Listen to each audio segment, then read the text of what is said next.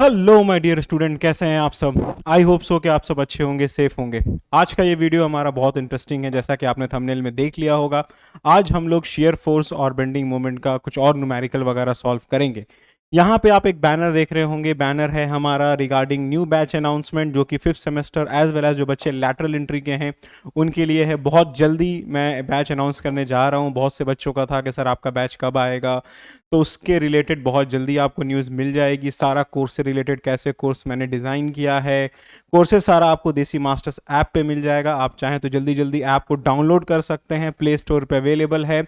और जब मैं कोर्स को अनाउंस करूंगा तो और भी डिटेल में मैं चीज़ों को बताऊंगा, ठीक है। तो चलिए पहले हम लोग देखते हैं। जो टॉपिक आज हम लोग कवर करेंगे वो है मेरा share force and bending moment का न्यूमेरिकल।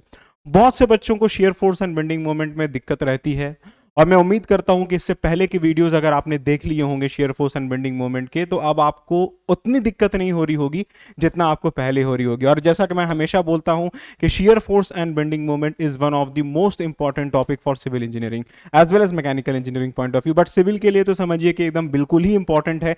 बिना शेयर फोर्स और बेंडिंग मोमेंट को जाने आप चाहे किसी भी सेमेस्टर से इस वीडियो को देख रहे होंगे, इंडिया के किसी भी कोने से इस वीडियो को देख रहे होंगे, SFD BMD as a civil engineer आपको आना ही होगा। किसी भी हाल में आपको आना चाहिए। तो इसलिए मैं एसएफडी बीएमडी पे बार बार ज्यादा फोकस करता हूं बच्चों को कि आप एसएफडी बीएमडी को सीखें, कैसे डायग्राम ड्रॉ किया जाता है। इससे पहले के मैंने वीडियोस ऑलरेडी बना रखे हैं। जो बच्चे आज पहली बार वीडियो को व्यू कर रहे हैं एसएफडी बीएमडी का, इससे पहले मैंने इंट्रोडक्शन भी बना रखा है और कुछ न्यूमेरिकल वीडियोस भी मैंने पहले बना रखे हैं। तो उसको प्लीज आप पहले देखेंगे, तब जाकर अगर आप इस वीडियो को देखेंगे तो आपको बेहतर समझ में आएगा। तो चलिए आज जो हम लोग केस देखने जा रहे हैं इस वीडियो में, वो बहुत ही इंपॉर्टेंट केस है। बहुत सारे बच्चों को उसमें डिमांड था कि सर उस पर एक वीडियो बनाया जाए, और केस है हमारा कपल। कपल के ऊपर बहुत से बच्चे कंफ्यूज हो जाते हैं कि सर कपल का अगर केस हमसे एग्जाम में पूछेगा तो उसका कैसे एसएफडी बीएमडी बनाएंगे, थोड़ा उसको थोड़ा सा क्लियर कर दीजिए। बहुत से बच्चों का था। तो लीजिए आपके सामने वीडियो अवेलेबल है। तो आज के इस पर्टिकुलर लेक्चर में जो हम लोग केस पढ़ने जा रहे हैं वो केस हमारा कपल का है। कि अगर हमारे पास कोई बीम हो, बीम चाहे सिंपली सपोर्टेड हो, कैंटिलीवर हो, ओवरहैंगिंग हो, कोई से भी बीम हो, और अगर उसके ऊपर हमारा कपल एक्ट करेगा तो कैसे हम लोग एसएफडी बीएमडी ड्रॉ करेंगे। चलिए देखते हैं और वीडियो को स्टार्ट करते हैं। चलिए ठीक है, तो लेट्स स्टार्ट द वीडियो। तो सबसे पहला काम आप लोग यहाँ पे ये करेंगे कि आप यहाँ पे मेरे साथ हेडिंग देंगे, और यहाँ पे जो केस आप लोग लिखेंगे वो केस होगा हमारा कपल का केस। ठीक है, कपल का केस जैसा कि मैंने आपको बताया बहुत इंपॉर्टेंट है। कपल का केस को देखने के लिए let us take some examples. Example से समझेंगे तो ज्यादा बेहतर समझ में आएगा। Let us take one example. ठीक है, मैं यहाँ पे एक बीम ड्रॉ कर लेता हूँ फॉर एग्जाम्पल। ठीक है, यहाँ पे मैं एक सिंपल सा बीम ड्रॉ कर लेता हूँ, सिंपली सपोर्टेड। और लेट अस अज्यूम कि सिंपली सपोर्टेड का जो स्पैन है वो मैं मान लेता हूं 6 मीटर है। इस सिंपली सपोर्टेड स्पैन का सपोर्ट ए है और ये मेरा सपोर्ट बी है। इसके ऊपर लेट अस अज्यूम कि दो कपल्स एक्ट कर रहे हैं, एक इस पॉइंट पे और एक इस पॉइंट पे। इस पॉइंट का नाम सी और इस पॉइंट का नाम डी है। अब इस सी और डी पे लेट अस अज्यूम कि दो कपल्स हमारे एक्ट कर रहे हैं। एक कपल हमारा ये है। इस कपल की फॉर एग्जांपल वैल्यू है हमारे पास 4 किलो न्यूटन मीटर, और एक और कपल हमारा मान के चलिए यहाँ पे एक्ट कर रहा है और इसकी वैल्यू है फॉर एग्जांपल हम लोग मान लेते हैं 6 किलो न्यूटन मीटर। ठीक है, और ये जो कपल्स एक्ट कर रहे हैं सपोर्ट ए से, फॉर एग्जांपल ये हमारा एक्ट कर रहा है कुछ 2 मीटर पे, और सपोर्ट ए से जो ये वाला है ये मान लेते हैं फॉर एग्जांपल हमारा एक्ट कर रहा है कुछ 3 मीटर पे। ठीक है, ये हमारा कुछ एक्ट कर रहा है 3 मीटर पे, और ये हमारा एक कंप्लीट फिगर जो है बन के रेडी है। इन शॉर्ट कहने का मतलब ये है कि हमारा ये एक केस है जिसका हम लोग को एसएफडी और बीएमडी ड्रॉ करके बताना है। बड़ा ही सिंपल सा केस है, उम्मीद करेंगे आपसे बहुत इजीली बन जाएगा। तो अगर आप नोटिस करेंगे तो यहां से यहां तक का डिस्टेंस अगर 3 मीटर है तो ओवरऑल तो ये डिस्टेंस हमारे पास जो बचेगा ये भी हमारे पास कितना बचेगा, 3 मीटर बचेगा। ठीक है, मतलब कहने के अगर यहां से, अच्छा मैं स्पेसिंग को थोड़ा सा और अच्छा कर देता हूं तो बहुत सी चीजें क्लियर हो जाएंगी। लेट अस अज्यूम कि मैं मतलब मान लेता हूं कि सी से लेके डी तक का स्पेसिंग 2 मीटर है और यहां से यहां तक का स्पेसिंग भी 2 मीटर है। तो 3 मीटर को हटा दीजिए। इस एग्जांपल से समझते हैं तो बेहतर समझ में आएगा। 2 मीटर यहां से यहां 2 मीटर और ये भी मेरा बचा 2 मीटर, तो सबको मैं ऐड ऑन कर दूंगा तो अल्टीमेटली ओवरऑल लेंथ मेरा 6 मीटर निकलेगा। अब यहां पे क्वेश्चन उठेगा, सर इस टाइप के क्वेश्चन को कैसे सॉल्व किया जाएगा। देखिए सॉल्व करने का प्रोसेस मेरा बड़ा ही आसान होगा। क्योंकि ये क्वेश्चन अगर आप देख रहे होंगे तो इसमें सपोर्ट कंडीशन दिया हुआ है, सपोर्ट ए पे और सपोर्ट बी पे। तो आपको मालूम है, मैंने बता रखा है, जब भी सपोर्ट कंडीशन रहता है तो सबसे पहले हम फाइंड करते हैं रिएक्शन। रिएक्शन हम लोग फाइंड करते हैं सपोर्ट कंडीशन में। अगर वही कैंटिलीवर होता तो रिएक्शन निकालने की जरूरत नहीं थी, लेकिन यहां पे वर्टिकल सपोर्ट का केस है, दैट मींस कि यहां पे एक रिएक्शन आएगा मेरा आर ए, और लेट अस अज्यूम कि यहां पे मेरा रिएक्शन आएगा आर बी। तो हम सबसे पहले आर ए और आर बी की वैल्यू को फाइंड करके निकालेंगे। फाइंड करने के लिए मैं यहीं पे एक लाइन ले लेता हूं और मैं यहां पे फटाक से फाइंड कर लेता हूं अपना रिएक्शन। तो रिएक्शन फाइंड करना हमारा स्टेप नंबर 1 होगा। स्टेप नंबर 1 में आप लिखेंगे to find reaction. To find reaction, reaction का मतलब हो जाएगा हमारा R A and R B. तो R A and R B मेरा कैसे फाइंड होगा, उसके लिए हम इक्विलिब्रियम कंडीशन लगाएंगे। सबसे पहला equilibrium condition summation H is equals to 0, दूसरा summation V is equals to 0 and ultimately तीसरा summation M is equals to 0। These are the 3 equilibrium condition which we going to apply on this particular question to find our R A and R B, right. तो let us apply very first equilibrium condition, that is summation h is equals to 0। सबसे पहला summation horizontal forces का summation हम 0 लगाते हैं इस particular question में। अगर आप इस क्वेश्चन को ध्यान से देखेंगे तो कहीं पे भी आपको कोई भी हॉरिजॉन्टल फोर्स नहीं दिख रहा होगा, इसका मतलब यह है कि ये कंडीशन हमारा अभी अप्लाई नहीं होगा इस पर्टिकुलर क्वेश्चन में। अब लगाते हैं अपना दूसरा इक्विलिब्रियम कंडीशन, जो कि है मेरा summation v is equals to 0। Summation v is equals to 0 का मतलब है summation of all the vertical forces is equals to 0। तो अगर आप इस क्वेश्चन को ध्यान से देखेंगे तो आपको जो वर्टिकल फोर्सेज दिख रहा होगा वो सिर्फ 2 वर्टिकल फोर्सेज दिख रहा होगा। एक दिख रहा होगा आर ए जो कि अपवर्ड डायरेक्शन में है, और एक दिख रहा होगा आर बी जो कि अपवर्ड डायरेक्शन में है। अब ये जो आप 4 किलो न्यूटन मीटर और ये जो 6 किलो न्यूटन मीटर जो आप देख रहे हैं, ये कपल है, ये मोमेंट है, और यहां पे हम समेशन किसका 0 ले रहे हैं, वर्टिकल फोर्सेस का 0 ले रहे हैं।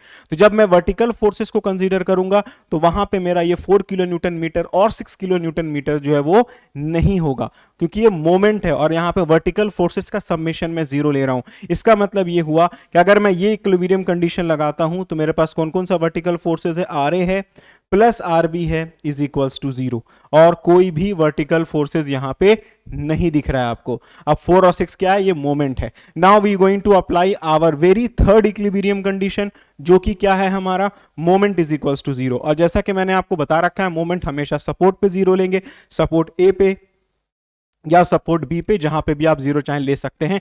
हम यहां पे मोमेंट जो है वो मोमेंट बी पे 0 ले रहे हैं, आप ए पे भी 0 ले सकते हैं, और जो भी क्लॉकवाइज मोमेंट आएगा पॉजिटिव, जो भी एंटी क्लॉकवाइज मोमेंट आएगा वो नेगेटिव। ये मैं साइन कन्वेंशन लेके चल रहा हूं, आप उसका दूसरा भी लेके चल सकते हैं। तो सबसे पहला लोड हमारा कौन सा लग रहा है, आर ए। आर ए से लेके बी तक का डिस्टेंस क्या है, 6 मीटर, और ये कैसे रोटेट कराएगा, क्लॉकवाइज डायरेक्शन में। तो मेरा हो जाएगा आर ए इंटू 6। क्लियर है। नाउ आफ्टर दैट हमारा जो नेक्स्ट फोर्स है वो क्या है, एक कपल है जिसकी इंटेंसिटी है 4 किलो न्यूटन मीटर की, और क्योंकि हम मोमेंट का समेशन 0 ले रहे हैं तो कपल को लेना ही पड़ेगा, कपल इज ए मोमेंट, और मोमेंट के साथ ऑलरेडी कोई डिस्टेंस हम मल्टीप्लाई नहीं करेंगे। दैट मींस ये जो मेरा 4 किलो न्यूटन मीटर का जो मेरा कपल एक्ट कर रहा है, इसके साथ हम बी तक का डिस्टेंस जो कि 4 मीटर है मल्टीप्लाई नहीं करेंगे। क्यों, क्योंकि ये ऑलरेडी एक मोमेंट है, और मोमेंट के साथ डिस्टेंस मल्टीप्लाई हम नहीं करते हैं, फोर्स के साथ डिस्टेंस हम मल्टीप्लाई करते हैं ताकि उसको हम मोमेंट में कन्वर्ट कर सकें, क्योंकि बट ये तो एक ऑलरेडी एक मोमेंट है। तो इसका सिर्फ हम लोग को देखना होगा साइन कि ये पॉजिटिव नेचर का एक्ट कर रहा है कि निगेटिव नेचर का एक्ट कर रहा है। अगर आप इस फिगर में देखेंगे तो ये कैसा एक्ट कर रहा है, क्लॉकवाइज डायरेक्शन में, घड़ी के डायरेक्शन में, इसलिए मैं मान लेता हूं +4। ठीक है, और इसके साथ डिस्टेंस मल्टीप्लाई मैंने नहीं किया क्योंकि ऑलरेडी एक कपल है।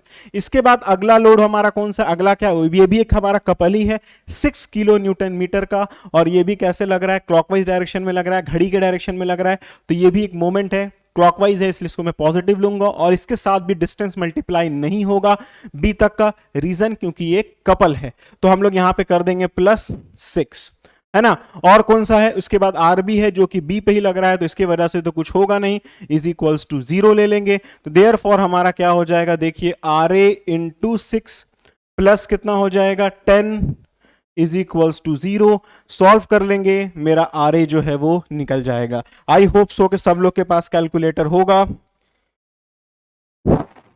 -1.66 किलो न्यूटन, ये मेरा निकल गया आर ए। ठीक है, ये 10 उधर जाएगा तो -10 डिवाइडेड बाई 6 कर देंगे तो -1.66 किलो न्यूटन। अब उस आर ए की वैल्यू को इसमें पुट करेंगे तो मेरा अल्टीमेटली आर बी निकल जाएगा 1 प्लस 1.66 किलो न्यूटन। तो मेरा आर ए भी निकल गया, मेरा आर बी भी निकल गया। और अगर आपका आर ए और आर बी सही निकला है तो आपको पता है कि आपका 80% काम कंप्लीट हो चुका है।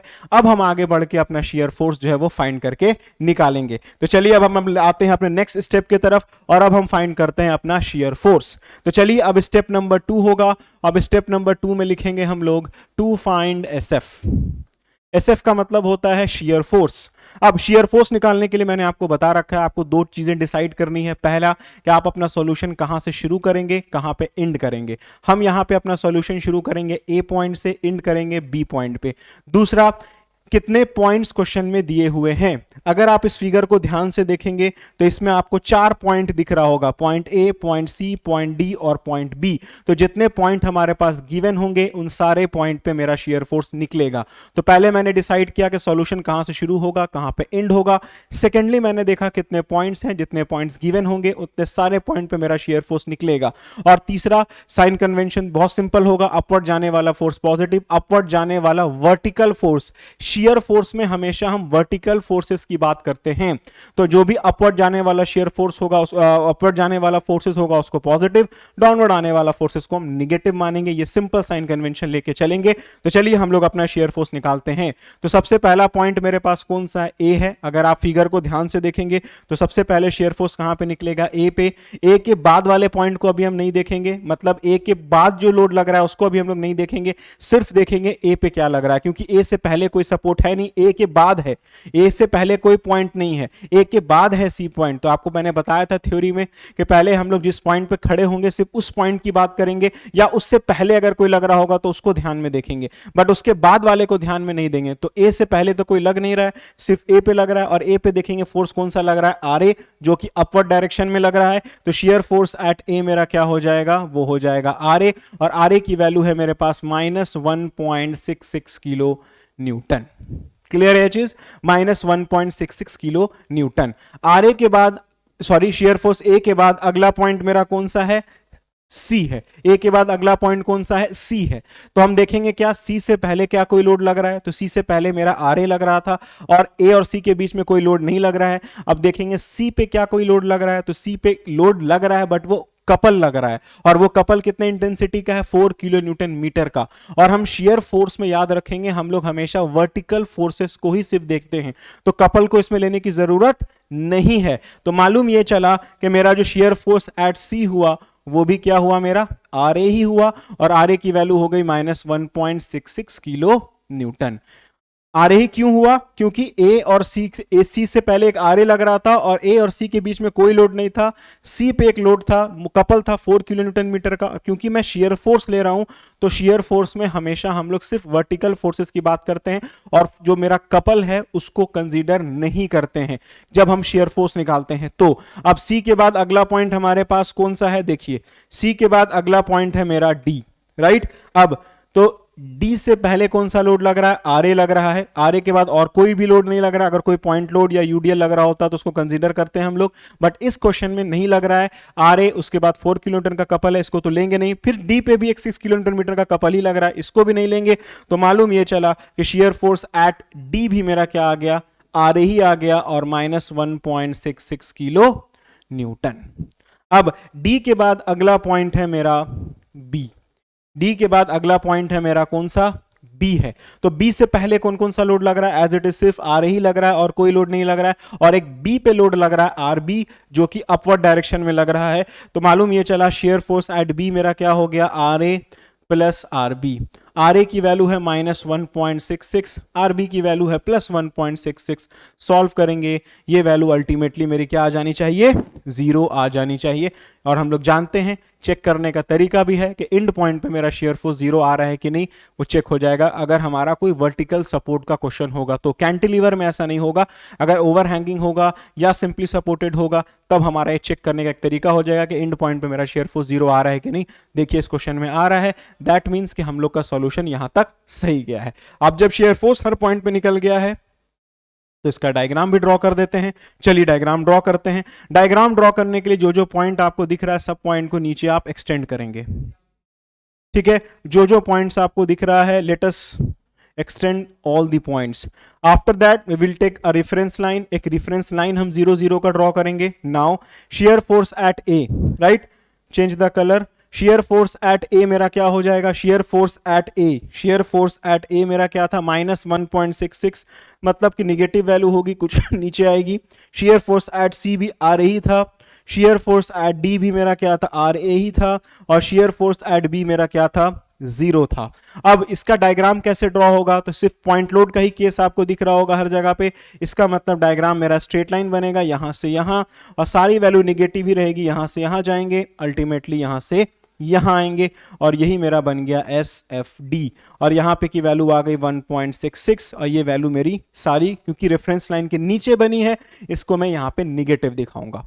तो ये हमारा बन गया एस एफ डी। अब यहां पे उठता है बीएमडी कैसे बनेगा, जो कि मेरा है step number 3।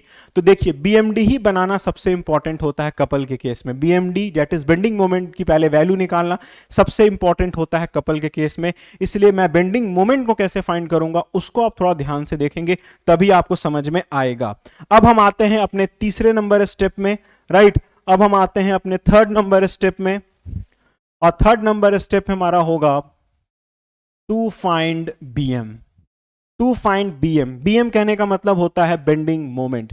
As it is bending moment निकालने के लिए हम पहले डिसाइड करेंगे कि हमारा सॉल्यूशन कहां से शुरू होगा, कहां पे एंड होगा। एज इट इज हमारा सॉल्यूशन मैं ए से शुरू करूंगा, एंड कहां करूंगा, बी पॉइंट पे।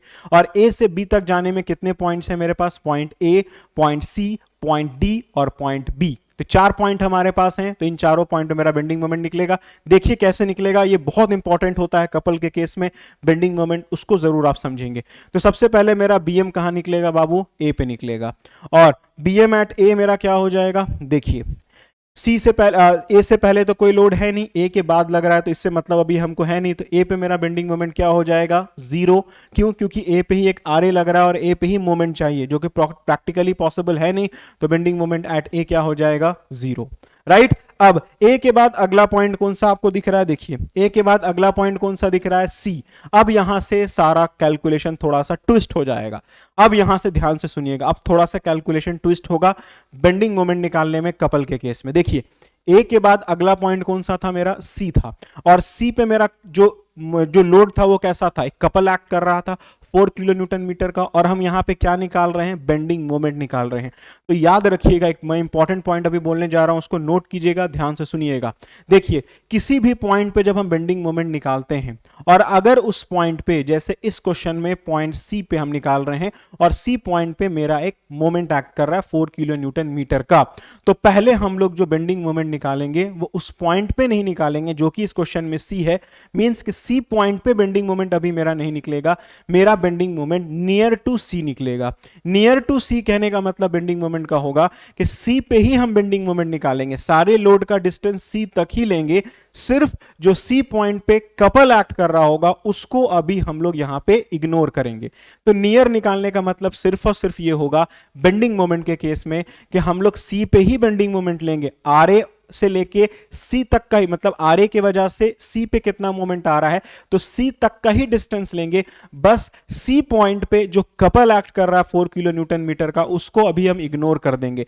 तो याद रखना है, किसी भी पॉइंट पे जब हम बेंडिंग मोमेंट निकालेंगे और अगर उस पॉइंट पे कपल एक्ट करेगा तो पहले आप बेंडिंग मोमेंट उस पर्टिकुलर पॉइंट के नियर निकालेंगे, मतलब कि उसी पॉइंट पे ही बेंडिंग मोमेंट निकलेगा। सिर्फ डिफरेंस ये होगा कि आपको बेंडिंग जो मोमेंट उस पे लग रहा होगा उसको आपको इग्नोर कर देना है। ठीक है, देखिए मैं कैसे करता हूं। तो सी पे मेरा क्या लग रहा था, कपल, ए के बाद अगला पॉइंट सी ही था और तो कोई पॉइंट था नहीं, और सी पे मेरा कपल एक्ट कर रहा था। तो अब मेरा जो बेंडिंग मोमेंट निकलेगा वो पहले निकलेगा near to C, N to C. N to C मतलब नियर टू सी, मतलब कि सी पे जो कपल लग रहा है उसको अभी हम इग्नोर कर देंगे। तो सी से पहले हमारा क्या, कौन सा लोड लग रहा है, आर ए लग रहा है। आर ए से लेके सी तक का डिस्टेंस क्या है, 2 मीटर, और ये कैसे रोटेट कराएगा, क्लॉकवाइज डायरेक्शन में। तो हम यहां लिख सकते हैं आर ए इंटू 2। क्लियर है। अब आर ए की वैल्यू क्या है, -1.66 इंटू 2, राइट। तो इसको सॉल्व करके देखिए। अब बोलिएगा अब आपके दिमाग में क्वेश्चन उठ रहा होगा, सर आपने इस 4 किलो न्यूटन मीटर को तो नहीं लिया। मैंने बताया नियर का मतलब होगा कि 4 किलो न्यूटन मीटर को सिर्फ इग्नोर करके चलना है। अब इसको आप सॉल्व करके देखिए क्या आ रहा है, -1.66 into 2, this value find out to be -3.32 kilo newton metre. अब इसके बाद जो बेंडिंग मोमेंट मेरा निकलेगा वो निकलेगा एट सी। अब सी पे जब निकलेगा तो मेरा वही सेम निकल जाएगा, आर ए इंटू 2, और यहां हो जाएगा +4। +4 क्यों? क्योंकि ये कपल है और ये पॉजिटिव नेचर का है, क्योंकि ये क्लॉकवाइज लग रहा है, इसलिए +4। अब इसको सॉल्व करते हैं। आर ए की वैल्यू आ जाएगी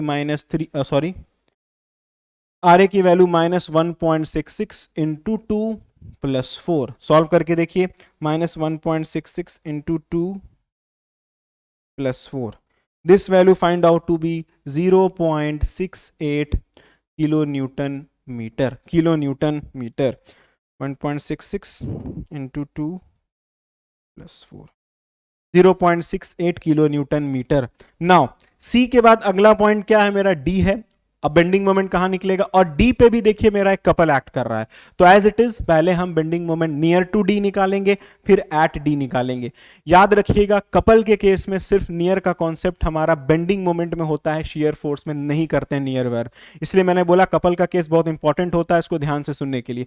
अगला हमारा निकलेगा bending moment N to D, near to D.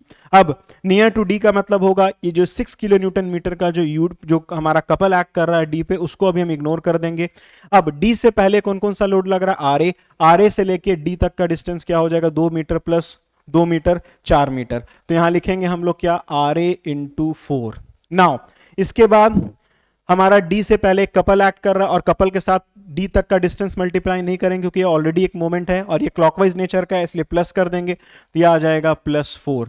इसको सॉल्व करके देखिए, -1.66, ठीक है, सॉल्व कीजिए। तो -1.66 into 4 +4, this value find out to be -2.64 kilo newton metre, -2.64 kilo newton metre. अब now after that we will find bending moment at D. तो at D क्या हो जाएगा हमारा, आर ए इंटू 4 +4 +6। अब जो 4 पे मतलब कहने का है, अब इस डी पे जो मोमेंट था उसको भी दिखा देंगे यहाँ पे, जो कि हमारा है +6 नेचर का, इसको भी दिखा देंगे। तो -1.66 इंटू 4 +4 और +6, this value find out to be +3.36 kilo newton metre. Clear है ये चीज। नाउ अब डी के बाद अगला पॉइंट हमारे पास कौन सा है, वो मेरा हमारे पास बी है। फिगर में आप देख सकते हैं अगला बी है। तो बी से, अब बी पे तो कोई हमारा कपल ऊपर लग नहीं रहा है, तो सीधा सीधे जैसे निकालते हैं वैसे ही निकालेंगे। बी से पहले कौन सा लोड लग रहा है, आर ए। आर ए से बी तक का डिस्टेंस है 6 मीटर, क्लॉकवाइज है, तो हम लोग लिखेंगे यहां पे आर ए इंटू 6 +4 और +6। क्यों, ये +4 जो है मेरा कपल और +6 मेरा कपल। अब बोलिएगा सर 4 के साथ आपने डिस्टेंस नहीं मल्टीप्लाई किया बी तक का, रीजन क्यों नहीं किया, क्योंकि ऑलरेडी ये कपल है और कपल के साथ डिस्टेंस मल्टीप्लाई नहीं करेंगे, ऑलरेडी एक मोमेंट के साथ, राइट। अब इसको सॉल्व करिए, देखिए क्या आ रहा है, -1.66 into 6 +4 +6, this value find out to be 0। -1.66 into 6 +4 +6, 0.04 which is approximately equal to 0। अब ये हमारा हर पॉइंट पे बेंडिंग मोमेंट फाइंड होके आ गया है। अब जब हर पॉइंट पे बेंडिंग मोमेंट फाइंड होके आ चुका है, तो चलिए इसका डायग्राम ड्रॉ करते हैं और देखते हैं अल्टीमेटली मेरा फाइनल फिगर कैसा बनके तैयार हुआ है। अब ये डायग्राम को मैं थोड़ा सा ऊपर की तरफ शिफ्ट करता हूं। अब मैं कुछ रेफरेंस लाइन जो पॉइंट है उसको नीचे की तरफ एक्सटेंड कर देता हूं यहां पे इस टाइप से, ठीक है। Now let us take one reference line, 0 0 का मैं रेफरेंस लाइन ले रहा हूं। सबसे पहले मैं देखता हूं बेंडिंग मोमेंट हमारा किस किस पॉइंट पे निकला है। ए पे मेरा बेंडिंग मोमेंट 0 आया है। बेंडिंग मोमेंट सी से पहले मैंने कहां पे निकाला था, देखिए बेंडिंग मोमेंट नियर टू सी। तो पहले मैं नियर वाली वैल्यू दिखाऊंगा जो कि आया -3.32। तो -3.32 का मतलब है सिर्फ -3.32 मानते हैं मेरा यहां पे आया होगा, राइट। इसके बाद अगला हमारा जो बेंडिंग मोमेंट निकला है, देखिए कहां पे निकला है, नियर के बाद एट सी निकला है और उसकी वैल्यू है 0.68। तो 0.68 जो इसी लाइन पर नियर का इसी में देखा 0.68 मानते हैं यहां पे आया होगा।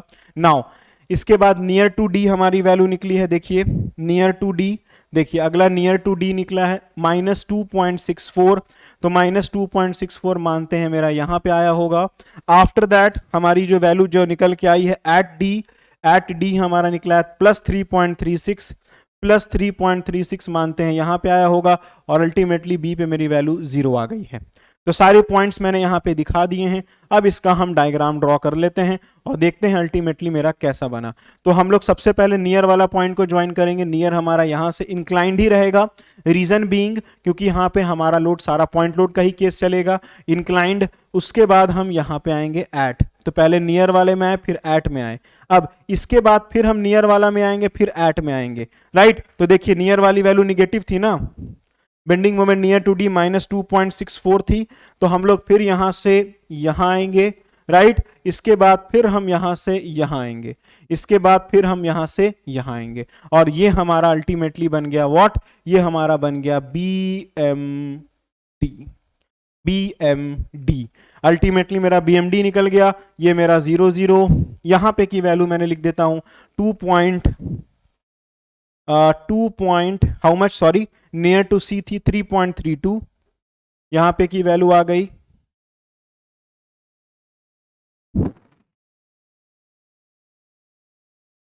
चलो 3.32, 0.68, यहां पे की वैल्यू है हमारे पास 2.64, 3.36, 2.64, 3.36, और ये मेरी अल्टीमेटली 0 आ गई। ये मेरा बन गया BMD। अब इसमें एक चीज हमको देखने को मिली जो बड़ी ही इंटरेस्टिंग है इस बेंडिंग मोमेंट डायग्राम में। एक पॉइंट आपको यहां पे दिख रहा होगा इस फिगर में, देखिए एक पॉइंट आपको इस फिगर में दिख रहा होगा, ये वाला पॉइंट, ये दिख रहा है सब लोगों को। ये एक ऐसा पॉइंट है जहां पे बेंडिंग मोमेंट मेरा पॉजिटिव है और उसके बाद जाके इस पर्टिकुलर पॉइंट के बाद पॉजिटिव से निगेटिव हो गया। आपको एक पॉइंट दिख रहा होगा, ये वाला पॉइंट, जहां पे मेरा बेंडिंग मोमेंट पहले पॉजिटिव था और इस पॉइंट के बाद मेरा बेंडिंग मोमेंट निगेटिव हो गया। तो एक पर्टिकुलर पॉइंट पे मेरा बेंडिंग मोमेंट 0 भी हुआ होगा, पॉजिटिव से निगेटिव हुआ होगा, दैट मींस कहीं पे 0 भी हुआ होगा, या इन शॉर्ट ये कहेंगे कि ये एक ऐसा पॉइंट है जहां पे मेरा बेंडिंग मोमेंट अपना साइन चेंज कर रहा है, पॉजिटिव से निगेटिव हो रहा है। या हो सकता है किसी क्वेश्चन में आपको ऐसा भी दिखे कि वैल्यू हमारी निगेटिव से पॉजिटिव हो रही होगी। तो याद रखिएगा इस पर्टिकुलर पॉइंट को, जिस पॉइंट पे बेंडिंग मोमेंट अपना साइन चेंज करता है, इस पॉइंट को बोला जाता है, इस पॉइंट को बोला जाता है पॉइंट ऑफ कंट्राफ्लेक्शन, पॉइंट ऑफ कंट्राफ्लेक्शन। याद रखिएगा पॉइंट ऑफ कंट्राफ्लेक्शन। अक्सर एग्जाम में ऑब्जेक्टिव में क्वेश्चन पूछा जाता है डिफाइन पॉइंट ऑफ कंट्राफ्लेक्शन। तो point of contraflexure is basically defined as that point where bending moment changes its sign whether from positive to negative या फिर negative से positive। वैसे point को बोलेंगे जहां पे bending moment अपना sign change किया हो, चाहे positive से negative हुआ हो या चाहे negative से positive हो रहा होगा, उस particular point को कहेंगे point of contraflexure। तो हम उम्मीद करते हैं कि point of contraflexure अब आपसे कोई पूछेगा तो अब आप जवाब दे सकते हैं। तो यही था इन शॉर्ट हमारा, जो आपके सामने मैंने एक कपल का केस लिया जिसका मैंने आपके सामने SFD और BMD बनाया। अब हम उम्मीद करते हैं कि अब आप बहुत इजी तरीके से कोई भी क्वेश्चन अब आपको मिल जाए, चाहे UDL का, चाहे पॉइंट लोड का, चाहे कपल का, अब आप बहुत इजी वे में क्वेश्चन को सॉल्व कर पाएंगे।